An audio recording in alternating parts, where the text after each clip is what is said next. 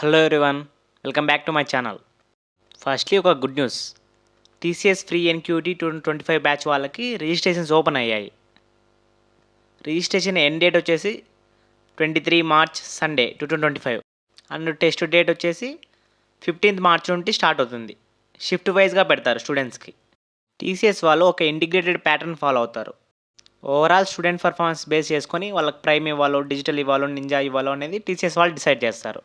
దీనికి ఎవరైనా అప్లై చేసుకోవచ్చు. BTech, BE, MTech, ME, MCA, MSc, MS 2025లో గ్రాడ్యుయేట్ అయ్యే ఏ స్టూడెంట్ అయినా కూడా అప్లై చేసుకోవచ్చు.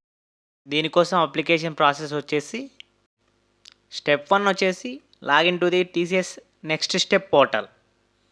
తర్వాత register and apply for the drive.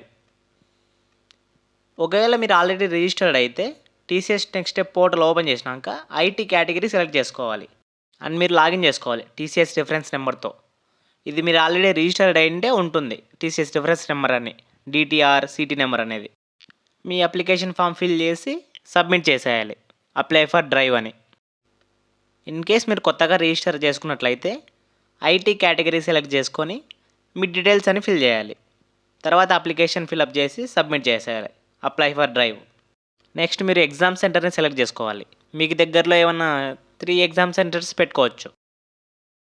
Centres select చేసుకొని అప్లై చేసిన తర్వాత మీ అప్లికేషన్ కంప్లీట్ అయిందా అని తెలుసుకోవడానికి ట్రాక్ యువర్ అప్లికేషన్ అని ఉంటుంది. అక్కడ అప్లైడ్ ఫర్ డ్రైవ్ అని వస్తే మీ అప్లికేషన్ సక్సెస్ఫుల్గా కంప్లీట్ అయినట్లే. తర్వాత టెస్ట్ ఎలిజిబిలిటీ, హైయెస్ట్ క్వాలిఫికేషన్. 2025లో పాస్ అవుట్ అయ్యే ఏ స్టూడెంట్ అయినా కూడా అండ్ అకాడమిక్ అగ్రిగేట్ అనేది 60% ఆర్ 60% కంటే ఎక్కువ ఉండాలి 10th, 12th అండ్ డిగ్రీలో. అండ్ సెలక్షన్ ప్రాసెస్కి అటెండ్ అయ్యే టైంలో బ్యాక్లాగ్స్ అనేటివి ఉండకూడదు. Extended education not allowed and gap కూడా 2 years కంటే ఎక్కువ ఉండకూడదు ఎడ్యుకేషన్ గ్యాప్.